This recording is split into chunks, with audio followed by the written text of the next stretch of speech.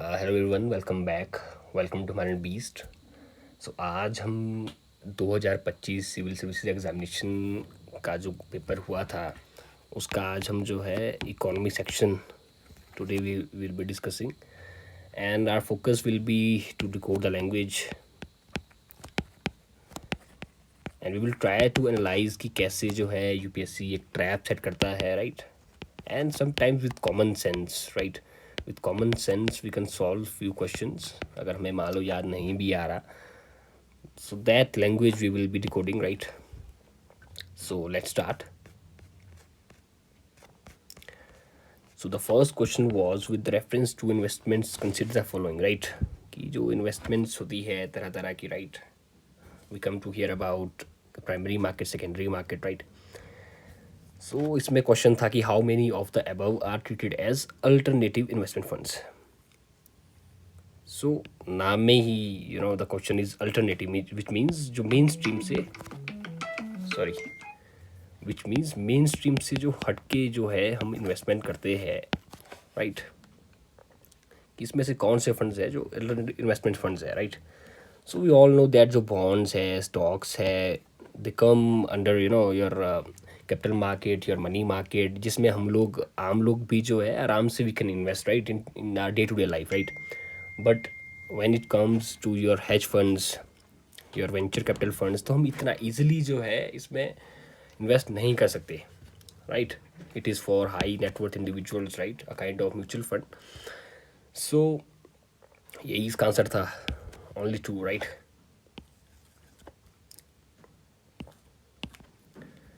So let's move on to next question. Which of the following are the sources of income for the Reserve Bank of India, right?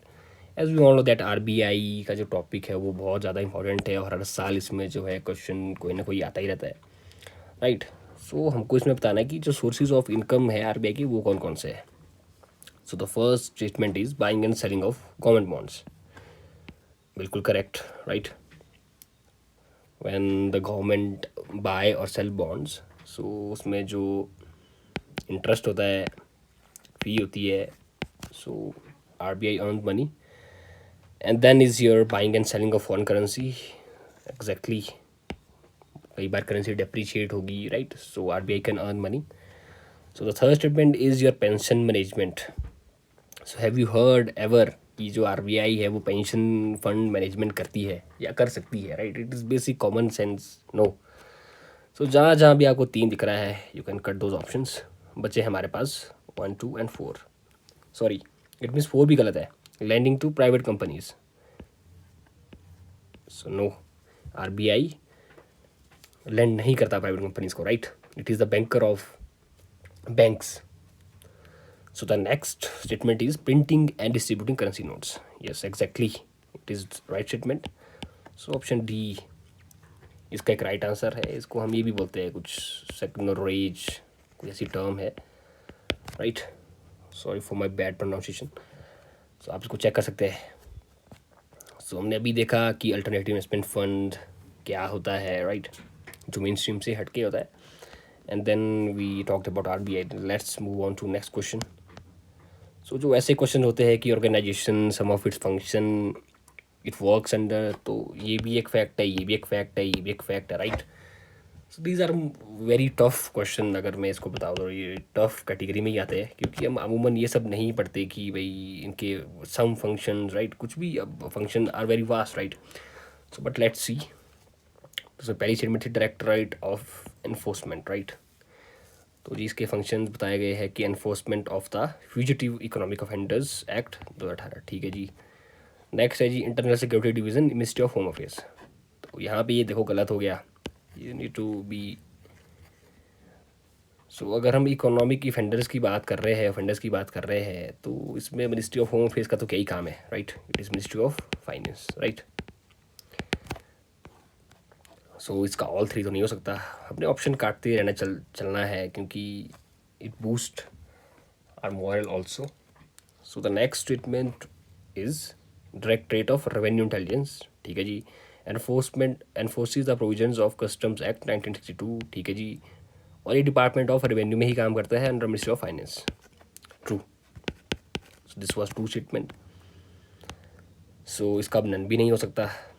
So the next was directorate general of system and data management.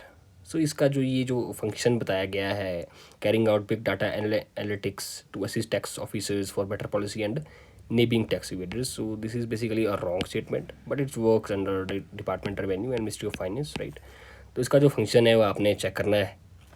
सो ये भी गलत हो गया, B भी गलत, so A was the right answer, right. Now let's move on to the next question. So again, RBI, जैसा कि मैंने बताया कि RBI is very important topic. So the Reserve Bank of India mandates all listed companies. जब भी ऐसा all आए, you know, it's an extreme statement, right? You need to think about it. That कि क्या RBI, sorry, कि क्या Reserve Bank of India mandate all the listed companies in India to submit a business responsibility and sustainability report, right? All company, it's an extreme statement, so it was wrong basically कि ऐसा नहीं होता.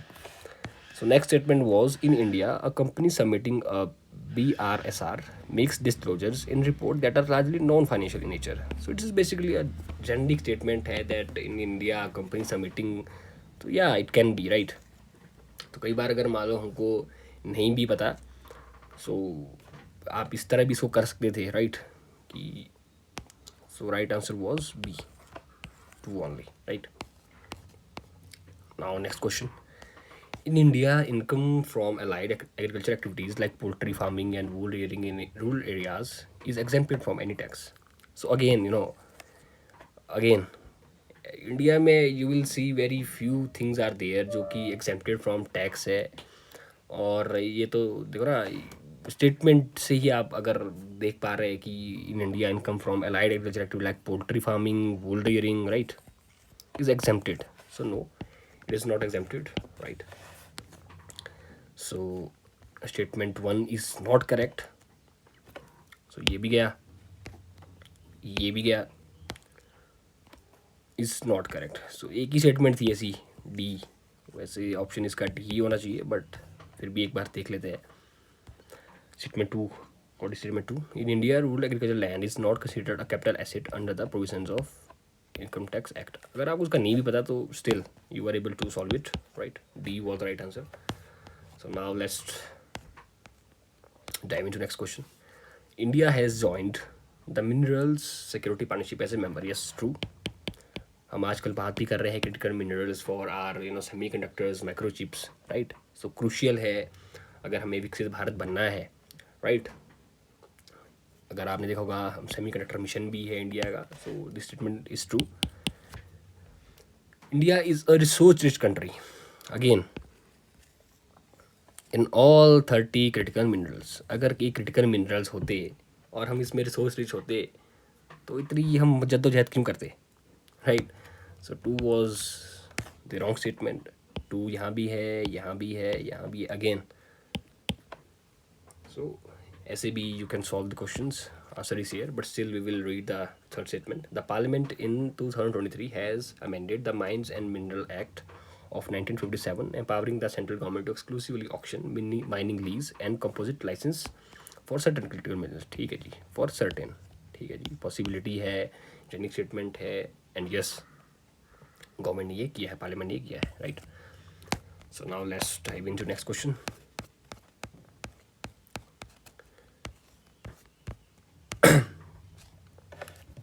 So this question was basically from bond holders and your equity holders maybe. So statement 1 है, as regards return from a investment in a company, generally bond holders are considered to be relatively at lower risk than stockholders. So generally it is very basic, right, कि जो bond holders होते हैं, bonds, why some company issue bonds. So bond is basically a debt instrument, right, debt instrument. और जो share holding है, stock holding है, that is equity, right. 2 different things, right. अब जब मान लो कंपनी कभी बैंकरप्ट होने वाली होगी, सो अब जिससे आपने डेट लिया है, that obviously will be at a lower risk, right, क्योंकि he has nothing to do with your profit and losses. आपने तो ये डील नहीं की थी कि अगर आपका प्रॉफिट होगा तब मेरे को आप पैसे वापस करना, या फिर आपके पैसे अगर डूबेंगे तो आप मेरे पैसे वापस नहीं करना। You have only given them a loan, right, a debt. अगर आप बिजनेस भी खोलते हो, लोन लेते हो, अब बिजनेस डूबे अच्छा करे, they have nothing to do with that, right. They are only concern with their money and their interest. So exactly they are at low risk. So bond, अब सीट में 2 पढ़ते हैं। Bond holders are lenders to a company whereas stock holders are on its owners. Exactly यही तो मैंने बताया कि जो बॉन्ड होल्डर्स होते हैं they are just lenders, they lend money to them.